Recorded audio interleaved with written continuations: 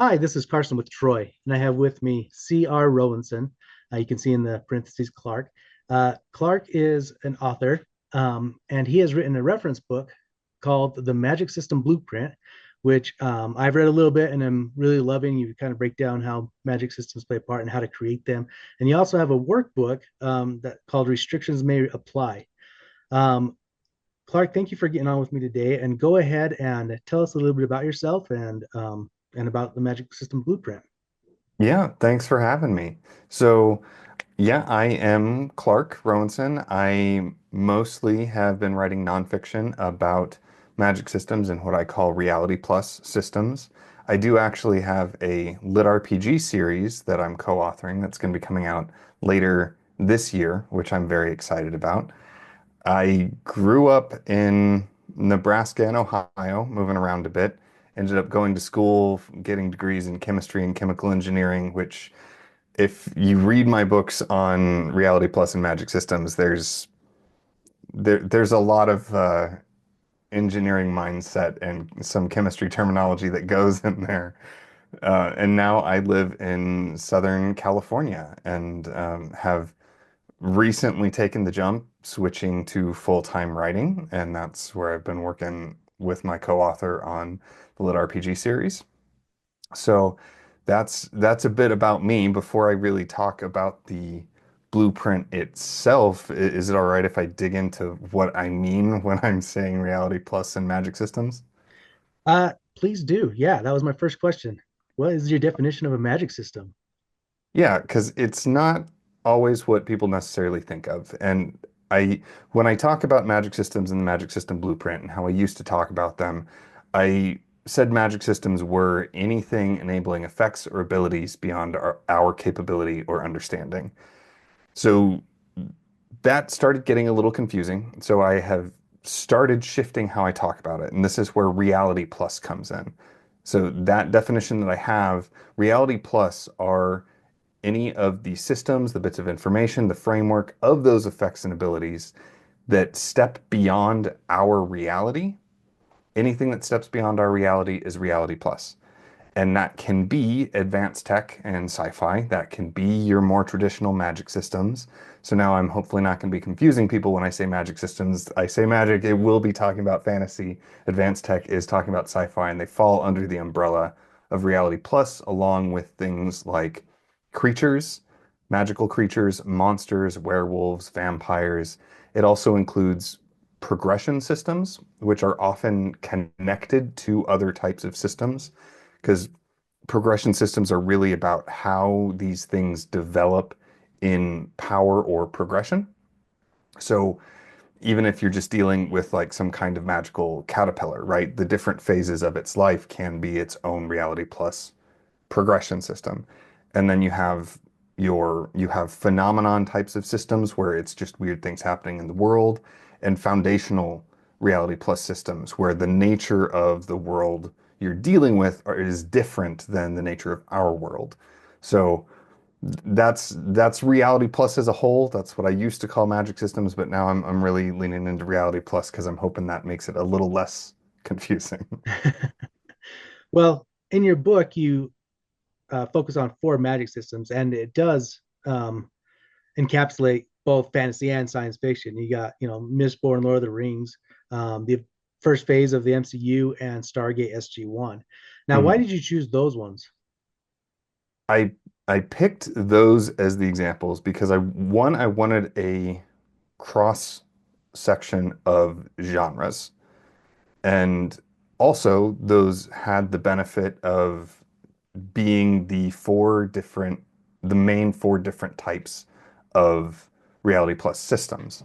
Because in the blueprint, since you've read it, you've seen the quadrant, a lot of people these days are familiar with I'm gonna hold Sanderson's it laws up. of magic. Yeah, a lot of people are familiar with Sanderson's laws of magic and the concept of hard and soft magic. I take that a little bit further. When I'm talking about types of systems, there's the extra quadrant that you showed up there that is rational and irrational. So if you or any of your viewers are familiar with Sanderson style hard and soft, it kind of runs on the diagonal, where a lot of Sanderson stuff is what I call hard rational systems.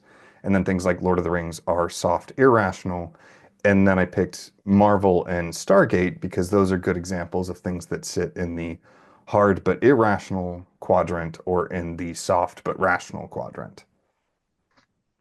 So you get a view of all different quadrants and how you can adapt them in whatever work you're working on. Yeah, yeah. So it gave me room to talk about the different quadrants so people can start to see some of the differences, see some of the strengths, and also see that, hey, this applies to superheroes and to sci-fi, not just high fantasy.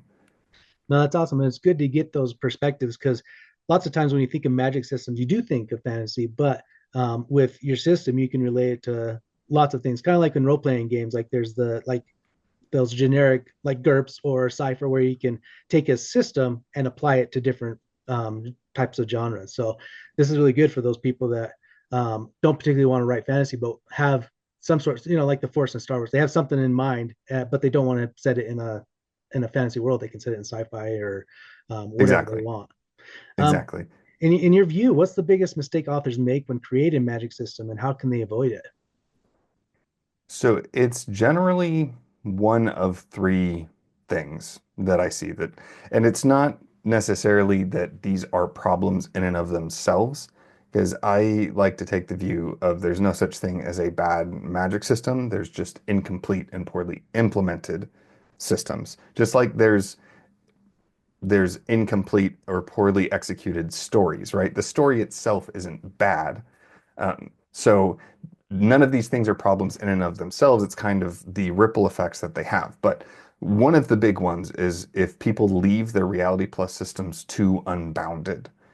So anything can happen. Is that if anything can happen, that's going to make it difficult for you to have any kind of control or foresight of what is and isn't possible in the context of your story. One thing that I hear a lot, especially from newer authors, is they will have a magic system and say, yeah, the only thing that's limiting them is their imagination. And I'm like, okay, we need to do a full stop because as storytellers, we should understand how crazy human beings can be with imagination. If your magic system is truly only bound by imagination, I give your world about 15 minutes before it is thought out of existence. So uh, that's one of the big ones, is if there is too much that can be done with it and it can be too powerful or too minute, you you want to rein things in at least a bit. That doesn't mean you have to have rules and limit, and it doesn't mean you have to have rules, but it should have boundaries. The other biggest problem I see is when people don't do any contextual exploration beyond how they show the system the first time and how they specifically thought of it. The the best example I have of that is especially when you have things that are permanent features. Like let's say you have a phenomenon or a foundation thing where there is an island in the middle of a lake of fire, right? That's kind of a cool setting. There's lots of stuff you can play with. But if you just treat the Lake of Fire as a prop piece, and then you have the people build a civilization, they develop gas lines, they have gas burning stoves, they're collecting firewood and all this kind of stuff, you have immediately gone past some of the contextual extrapolation. If you have a lake of fire, why can't we use the lake of fire to cook our food? Right. Now, that and that's where you can start playing with things. Maybe the lake of fire isn't on fire all the time, so then these other things are still necessary. But especially when you have these kind of static effects, it's very important to think about how we, as the clever, clever monkeys that we are, would use it in obvious and non-obvious ways. When it's unpredictable and inconsistent, then you have a little more leeway to ignore those things. But especially when it's something that is there all the time, it's very important that you think beyond the first application that you had. Awesome. So, being able to dig a little bit deeper can avoid a lot of the mistakes that uh, people have when they're building a system.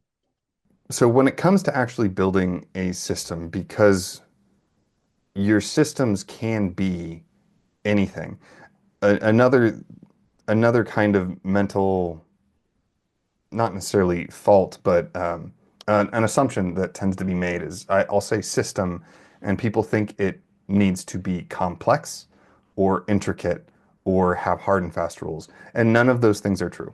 Systems can be very simple. Like if you have a single thing that has information around it and how it works, that is a system. It's an incredibly simple system. Like levers are simple, those are tools, those are simple systems, simple machines. It's very similar like that. But if so, where the problems come into play is when you try and use the system in a way that doesn't align with its strengths, or when you sort of slap the system on and don't do anything to make sure that it matters to the story and the world and the characters as a whole. Because that's it's a very popular series. I never made it past season one of Heroes because for me, it felt like it was a character drama with the superpowers slapped on top.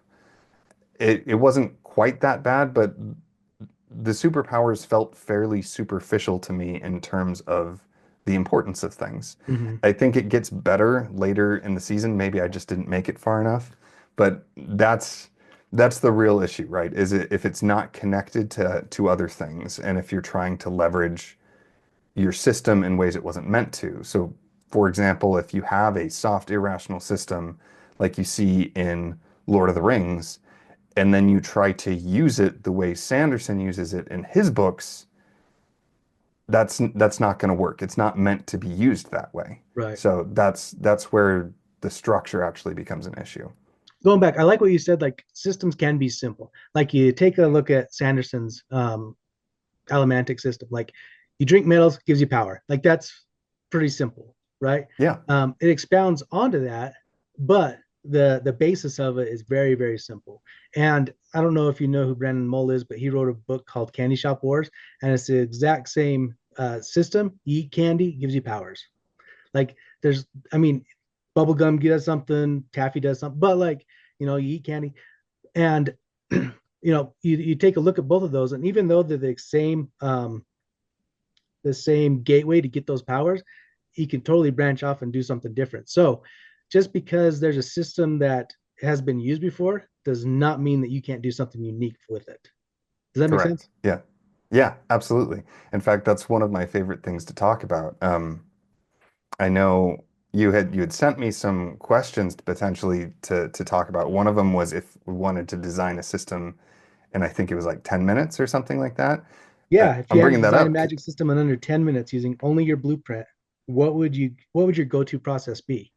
Oh, I conveniently ignored the using only your blueprint Oh, part of this. that's okay. But since you brought up the I think what was the candy shop horrors or something like that. Candy Shop Wars, yeah. Yeah, that's a perfect example of how I recommend it, which is really to start with a system that you love.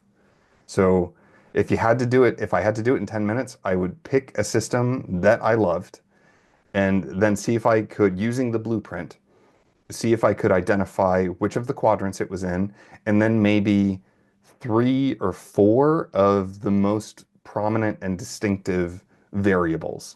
So with the blueprint, I break all systems down into a handful of variables, things like prevalence, how common is it, how likely are you to run into it, how easy is it to use, is the source internal, external, those kinds of things. So once you're familiar with the blueprint, you can look at a system and say, what are the three or four most distinct or most extreme variables? So dealing with allomancy in Candy Shop Wars, one of the things that's unique about it is that the power source is external. You have to eat the candy, you have to swallow the metal, otherwise no magic, right? And from there it's pseudo internal. The other thing is it's finite. You have a set amount of reserves for you to burn, and then you either need more candy or more metal. So that's a very distinct aspect of it. And once you have those distinct things identified, you can either tweak the nature of them or flip the settings entirely. And that will make things feel radically different.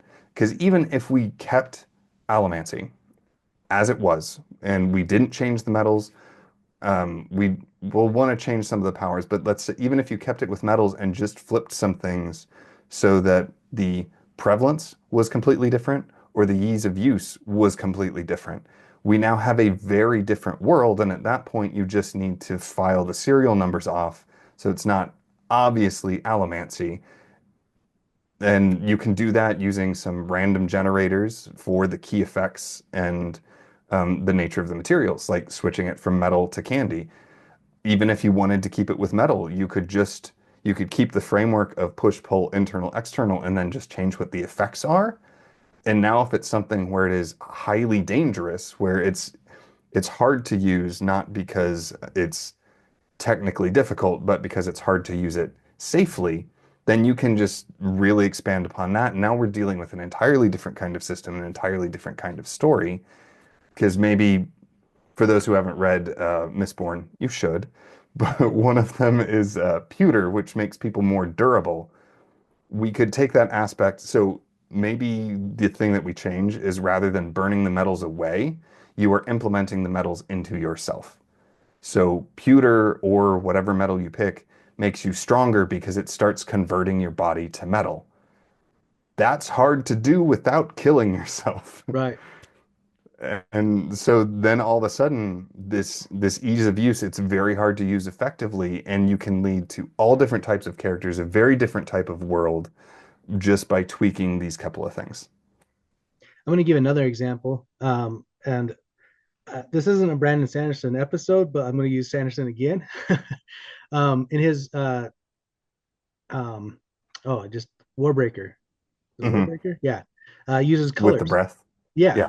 and colors and whatnot. And Brent Weeks with his Lightbringer series, I don't know if you read that. That uses colors as well, very Yeah. prominent in both series.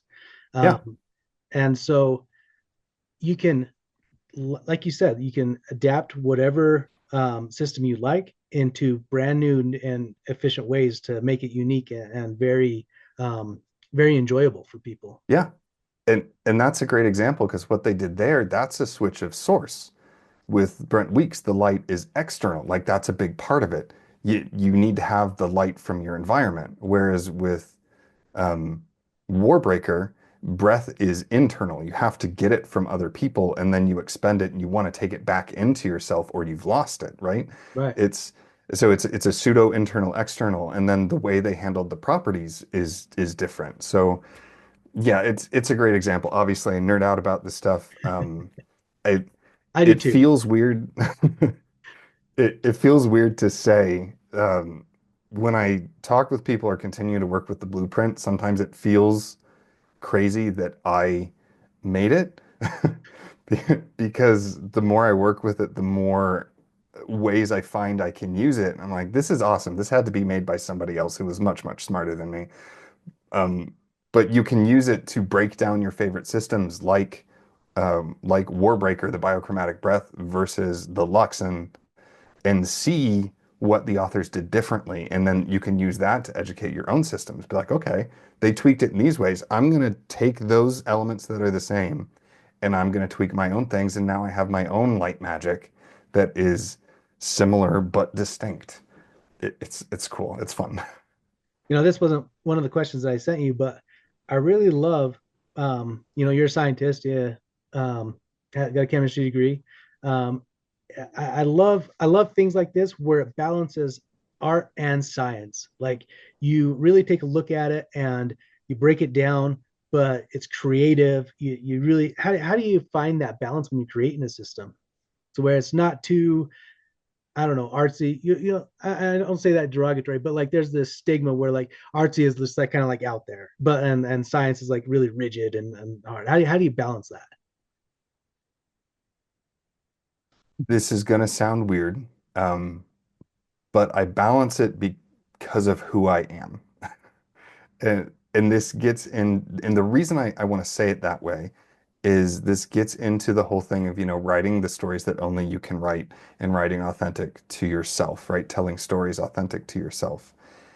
If you don't think that way, you don't necessarily need to write or create systems that function that way. You could try and train yourself to do so, but you might be doing yourself a disservice and other people a disservice by trying to push away from what it is you do and how you operate. So I wanted to caveat that because that's a big part of it is I have the science background, I have the creative background, and this sort of structuring and breaking down is how I work. It's how I do things. Um, so that's how I do it. Now, if somebody else wanted to do it, it there's ways that you can go about handling it that is going to be very dependent on who you are and the story you're telling. So I tell people this all the time. My favorite answer to any question is it depends. because because it depends. Um, but in terms of balancing it, it would really when I'm working on stuff and if let's say I have something, I default to this balance of sort of scientific, mechanical, and creative. If I wanted to make it look more ephemeral and nebulous and wondrous, which isn't where I default, I need to understand how it works. I would control the flow of information to the readers and to the characters. So that's one of the things like you can do to make it seem more kind of artsy and nebulous and just kind of like it's just kind of there. It doesn't necessarily make a ton of sense. It just is by removing information is one of the main ways you can do it. So again, I hesitate to always use Mistborn, but actually let's take the Alien franchise, right? That that is in a weird place, especially as you go through the series and some of the things that they tried to do with Prometheus and so on. It starts becoming more of a rational system as we move forward. We learn that these creatures were pseudo-engineered. They have kind of a purpose. They develop and function in a way, and they're symbiotes that sort of blend with the DNA of their host to create the the ultimate kind of life form, but then that didn't quite work, right? So as we progress through it and we gain more information and more context, it starts shifting more to this balance where we start seeing this is something that was developed by some kind of highly advanced, highly competent society, and then it went terribly wrong, but they they still developed it. If we wanted to go the other way, and like even if you just look at the first Alien, you take that end state where we are with things like Romulus and Prometheus, and you look at where we started, it's mainly missing information that makes the difference. We don't know where the alien came from. We don't truly know what it can do. And if we took even more of the rationale and more of the logic chains out of things, it would start feeling more and more on that kind of artistic nebulous side of things, right? Where it already did in the beginning. But if we took some things out where like we know the stages between face hugger, chest burster to the full xenomorph, if that was obfuscated more, it would even be more of a strange thing, right? Where we didn't see the chest burster, that's part of the horror, obviously. But if you got the face hugger and then the crew member disappeared, and then then the xenomorph showed up, and we made it so it had a little bit of their features, not much, just a little bit. We're now dealing with a very different feel to how things work. Right. I I rant a lot. I hope that makes sense. No, that's okay. And going back to the seed of it, man creating something or a higher being creating something that goes horribly bad. I mean, how many shows are like that? I mean, Space Odyssey 2001, you create an AI and it kind of takes over, or myriad of other things. Terminator's kind of that same way. Like, hmm so, um, yeah, I mean, taking the seed, what you like, what we talked about earlier, and adapting it in a whole new way. Like, this is fun Yeah. stuff. Did Now, did that answer your question though yeah, about how to try and balance the two? yeah. No, it was Okay. fantastic. Um, now you've written these reference books and you're moving on to writing a little RPG that creative kind of like that art and science. Was there like a mental shift that you had to do? Was it kind of struggling to get that creative side going, or was it kind of an easy thing for you to make that transition? It's definitely been a shift. And this is a shift that I've had to go through in the past, and I'm probably going to have to go through again in the future. Because when I first started down my path as a writer, I was just doing fiction. And I was trying to find my platform and find my niche, and I was working with my friends on their systems. And they kept saying, you need to talk about this, you need to talk about this. So then I started doing the nonfiction and the fiction while I was doing a full-time job, freshly married, doing a bunch of other hobbies, and it was way too much. I realized that I needed to focus. So about almost 9 years ago now, I came to the realization I can't do all of this at once. I set the fiction aside so that I could really focus in on the nonfiction.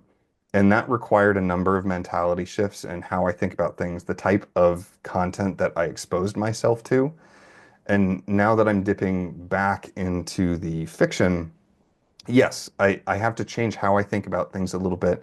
I have to brush the dust off on some of the things with character and story. Fortunately, I do freelance coaching for writers. So, and I don't just work on the Reality Plus systems. I help people with their world building, with their characters, with their plot. So it's not something that I abandoned altogether, but I have had to brush some of the stuff off. And as I'm moving forward, it's going to be an ongoing process to find the balance between the two. Because right now I'm doing the Lit RPG series, and we'll see how well the trilogy does. I have ideas for tons and tons of other stories, but I'm still running into those time issues, and I'm having to ask myself which is the one that I want more and which one is going to play kind of second fiddle, and where do I think I'm going to have the most impact? Because I'm in a place right now where I'm actually starting to think that the nonfiction is where I might have the most impact on the writing community as a whole and be able to help and affect the most people. But I still want to do the fiction. So I don't know if that's actually answering your question. That's the main war and shifting that I have going on in my head as I've been going through this stuff. No, it's definitely a challenge. And just so people don't know, like I'm going to say this, and this is generally, there's lots of people out there who write, say, reference material on world building or whatever, but have never done anything with it. Like they don't have anything to show for it, and they don't have anybody, they haven't helped. They just wrote something down and put it out there. So you don't know their credibility. You, on the other hand, have coached and helped other authors. I don't I know if you work want to with do. a lot of new authors. I have helped like Katie McAllister. She said she had no problem with me dropping her name, who does like paranormal romance type stuff. I have worked with Todd Fahnestock. If you haven't read the Eldritch Legacy series, it's a great series. I read Kaiven the Unkillable, and then Todd and I sat down and I was talking through some of these concepts, and he was like, how would this apply?" I said, "Well, what book are you working on now?" And about an hour later, we ended up with this very interesting version of vampires that appear in Ren the Traveler, and led to one of his favorite, and apparently a lot of his readers' favorite antagonists in the form of a necromancer who really only does like one simple thing. But Todd and I like we talked about the context, right? Like how could he take advantage of this thing? And it led into all of this different stuff. Um, so Todd is one. Kaiven the Unkillable, that's Eldros Legacy, is amazing. So if you haven't read that book and you love like action-packed fantasy, like pick it up and you can see how Todd adapted your teachings and helped it. You mentioned the basically the vampire adaptation that does one thing. I really love magic that is very limited, and you have to find creative ways. Like one of my favorite books is James J. Butcher, his new urban fantasy series. So he's a magician basically, but can only do two things, and that's he can make things turn and he can make things kind of stick together. Like, and that's the only thing. And the way he comes up with creative ways of adapting those two things is fantastic. Hmm. Hmm. And I really like stuff like that. Anyway, that's Hmm. kind of a side note. Um, do you still think, or do you think there's still room for in modern fantasy for soft magic systems, or has the genre kind of shifted away into more hard systems that have like hard fast rules? There is absolutely room for them. It's we have definitely shifted more towards the hard systems and specifically the hard rational systems, predominantly in my opinion because of Brandon Sanderson. And it's not a bad thing. And there's reasons for that, but I'm not going to go down that tangent at the moment. But yes, there is absolutely room for them, as seen by the fact that Marvel Cinematic Universe has been so successful.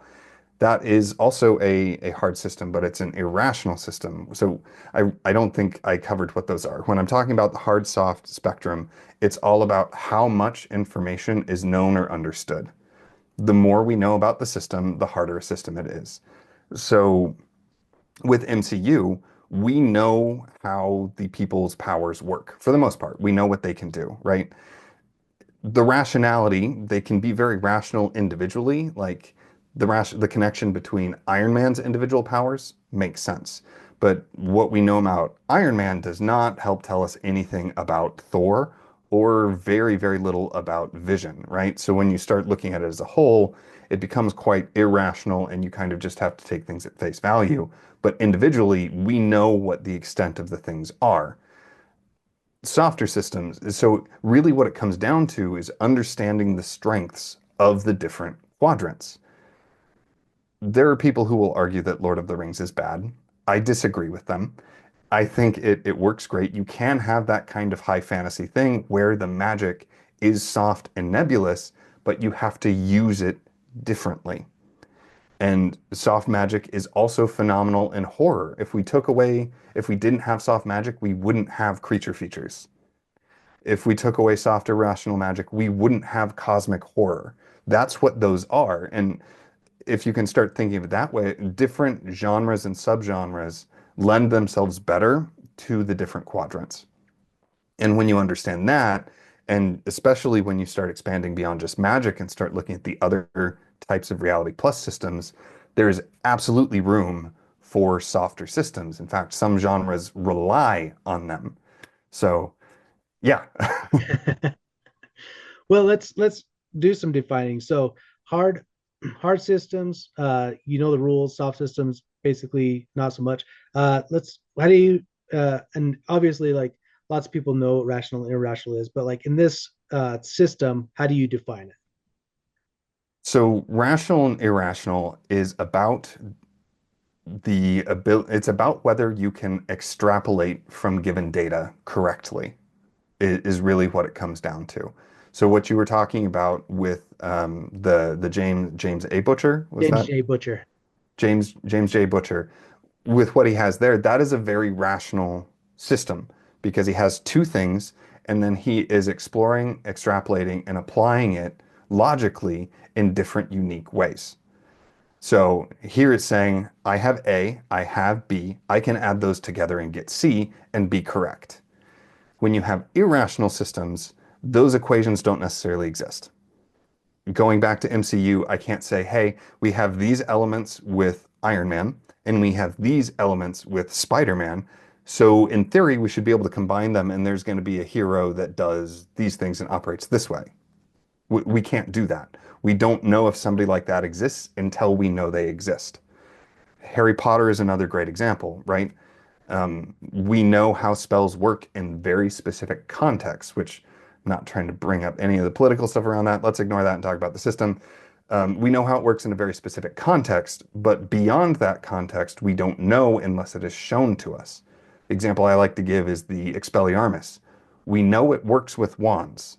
We don't know if it works if the person is holding a book, a goblet, a knife, or a gun.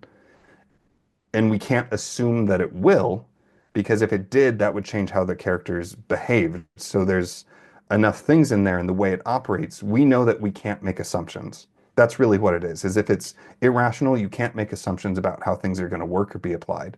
If it's rational, you can. Perfect. I love that definition.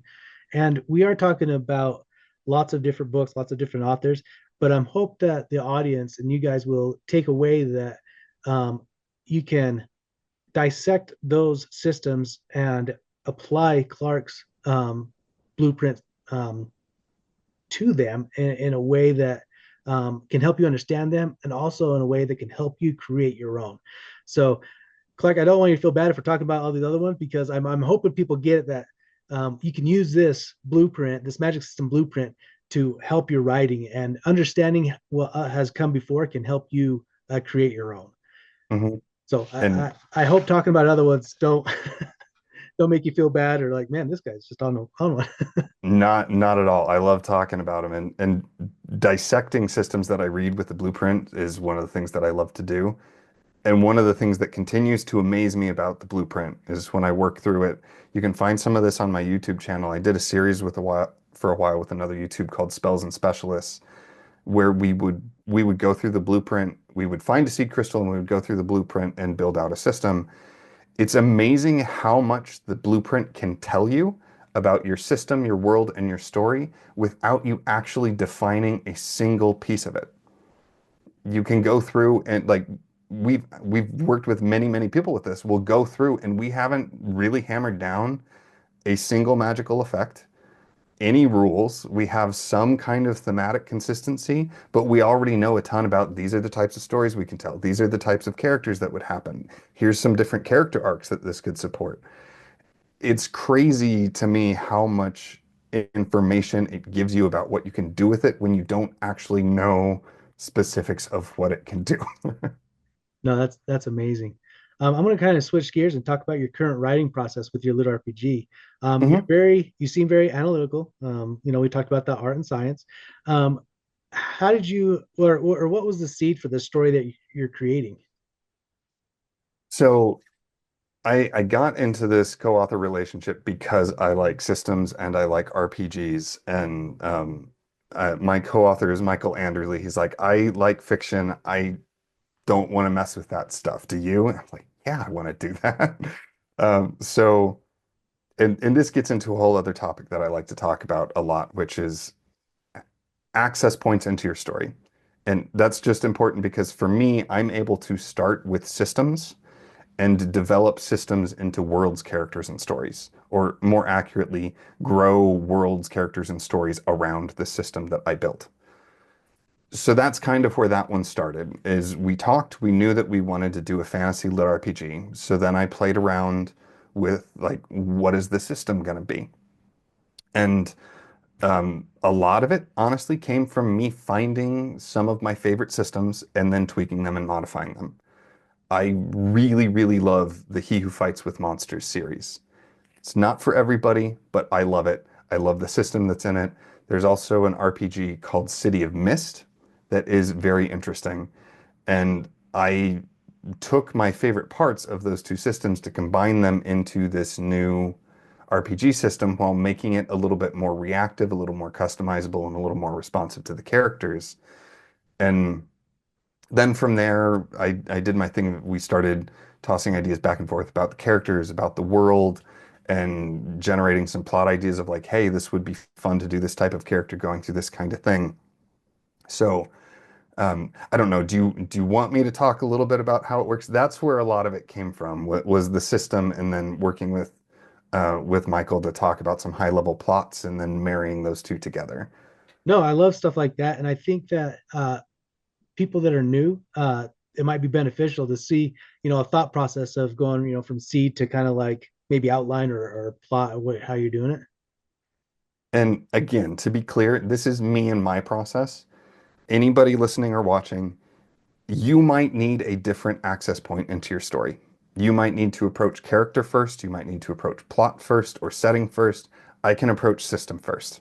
So just bear that in mind when I'm talking through all of this. So I took He Who Fights with Monsters and City of Mist and kind of broke them down. And the things that I liked the most about them, they work kind of on a like a tag kind of system where there will be concepts and concepts like sword and justice and darkness or bastion and that kind of thing. And then the powers that are available to you differ based on the concepts and context around those tags. So I wanted to run with that. Plus, the other thing with those, especially He Who Fights with Monsters, the number of available essences is theoretically infinite. And I love that because that gives me so much room to play with as a reader and as a creative. Be like, oh, what would a character with this group of essences be like? Or if I was in here, what would be some of the ideal essences for me, right? So the main character gets the essences of um, shadow, blood, and sin that then combine into the doom essence. Um, and it's a running theme that everybody's like, "Hey, are you the guy with the evil powers?" And he's not evil, but so taking that concept, I really focused in on a system that works with those sort of thematic tags. And I wanted something that was responsive. So if I was playing or if I was in this world, the system would start giving me options based on who I am and what I do.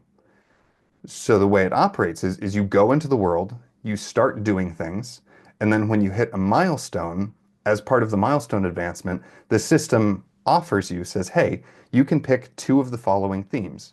And it gives you the themes based on what you've been doing and how you've been doing them. So my main character, she starts with a spear. That's the weapon that she chooses. She's a plant nut and she's very analytical. So she comes into the world, she immediately starts picking plants and looking at the plants and be like, oh, are you like part of the onion family? Like, what are you? So she hits her first milestone or one of her early milestones. And one of the themes that gets offered to her is the flora theme. And she's like, heck yeah, I I like plants, flora. Yes, definitely. And she gets a bunch of other things that are offered to her, like the harvest theme, the spear theme, because she's wielding a spear, the forest theme and the cliff theme, because initially she's in an area that's a lot of trees and cliff faces. So the system gave her options based on the environment she was navigating through, what she was doing, what she was using, and how she was approaching problems. And then when you get the themes, you then unlock abilities related to those themes.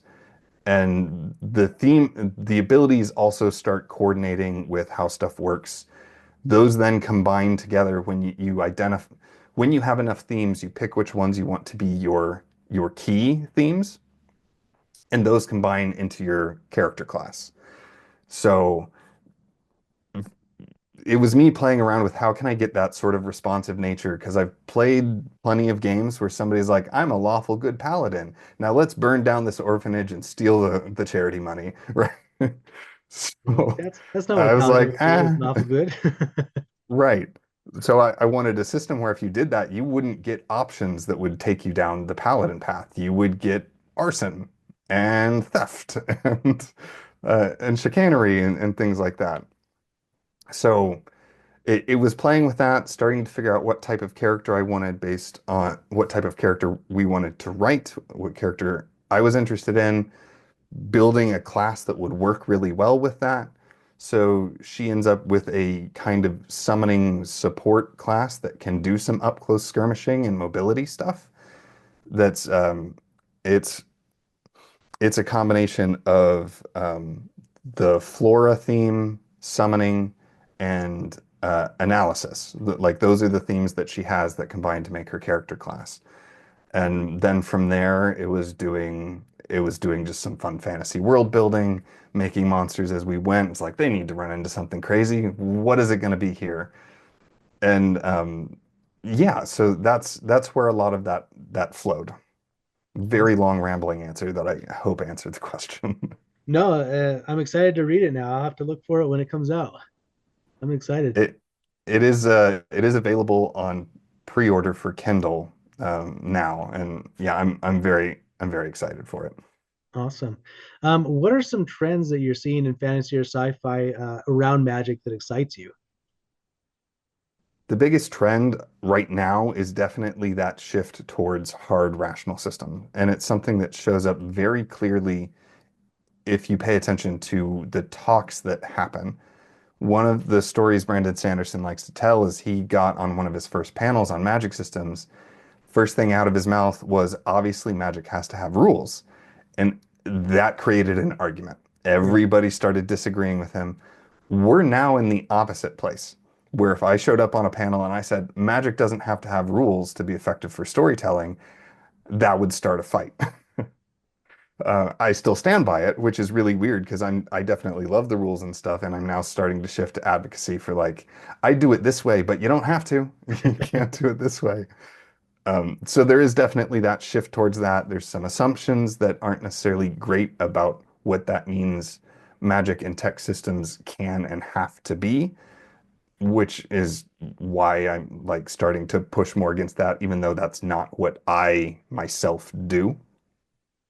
But beyond that, this feels weird to talk about. This always feels a bit ego driven. I'm really excited to continue my work with magic systems and see some of these conversations hopefully take off and start being adopted and seeing how other people use them. That's one thing I'm really excited about because even with just the stuff that I've done, it seems like this really is a gap that people are excited to learn about and explore. Um, and some of that is starting to take off, and I'm very excited to see where that goes. I'm very excited to see what I can develop. I'm very excited to see what other people do with this.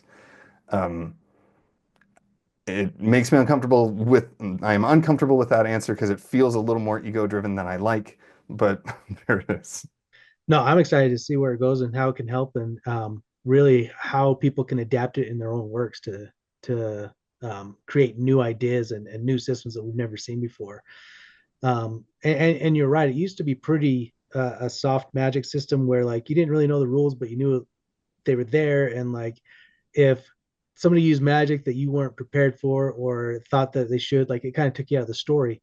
Um, and well, really, like Dave Farland started that with the hard magic system. I don't know if you've ever read the Rune Lord series, Hmm. but like having a metal rod that can take powers or I guess really senses or anything. Like if I put a rod next to you and took your sight, you'd become blind, and my vision would be better, and I can stack those.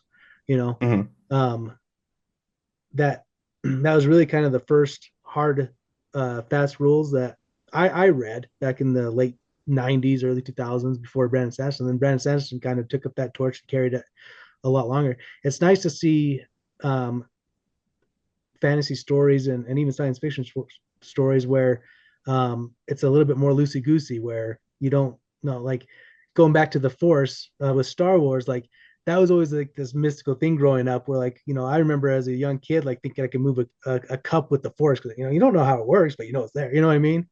Yeah. Yeah.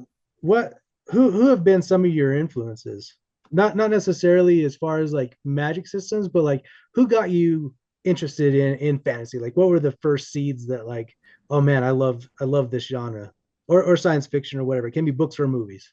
I have been in love with fantasy since I was a kid. It's like I have it in my bio that I've loved magic since pine cones could be fireballs, right? Because I would run around outside and pine cones were fireballs and my stick was a magic sword. So that has always been there. But things like Animorphs and Redwall and Dragonheart, those are like if I'm pushing back to when I'm young, that's some of those. Anything involving Merlin when I was very young was a big deal. And, then that started expanding into other aspects. I did start dipping more into sci-fi. Star Wars was obviously one that I always loved. Things like Labyrinth. Um, you know, there's a variety that kind of tugged me in different ways. Cosmic horror definitely started playing an impact. I started seeing more and more stuff on the horror scene, and that definitely shaped me and has brought me to the point where, like, some of my main through lines, I tend to have some darker themes, and body horror always seems to creep in somehow, even if it's just a skosh. It always seems to creep into my stuff somewhere. Um, yeah, I think those are a lot of the big ones. Even things like The Wizard of Earthsea, Lost Years of Merlin was a really great series that I loved. His Dark Materials, so many different books. My mom had to institute a rule to force me to read nonfiction and stuff outside of fantasy, because Mine did that's too. yeah. Um, the Black Cauldron series, which I, Mhm. I can't remember the name of the actual series, very formative to me in a lot of ways. Oh, it's Lloyd the Alexander. yeah, the peer. That was one of the first fantasy books I ever read was the Book of Three and Black Cauldron, and Hmm. it's like the what is it? Perrin the Wanderer. Yeah. Yeah, Baron the one like yeah. No, fantastic. Um, Clark, I appreciate you. Can you tell everybody like how they get a hold of you?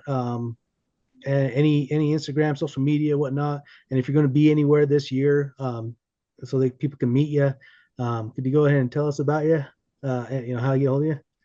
Yeah, I'm technically on most of the social medias, but not actually. So the best way to contact me is through my website, which is just crrowenson.com. I have a contact form. You can shoot me an email. I also have a YouTube channel, which that had to take a back seat while we've really been hammering on the lit RPG. But comments on YouTube and through the email forms are the best way to contact me directly. Um, like I'm technically on Facebook, but I wouldn't count on it. And then are you going to be at any conventions this year, or is this year focused on writing? I don't have any others planned for this year. I'm probably going to try and be at the Superstars writing seminars again next year. That's in Colorado Springs, and that usually happens in early February. Very good. Historically focuses a lot more on business side. They're pulling in more craft stuff recently. Um, right now, I'm mainly going to be focused on the books and doing interviews like this. So uh, it's won't necessarily be a place that your listeners can engage with me directly, but if they know any podcasts or any shows or anything that you think I would be a good fit for, please do let me know. Let them know. That's why I'm here. Is our friend Becca was like, "Hey, you guys need to talk." Awesome. Well, Clark, I appreciate your time today, and I hope we can meet someday in the future for real. Yeah, I hope so. Thank you so much for having me. Thank you for listening to the Troy Podcast. Please subscribe, like, and share with your friends.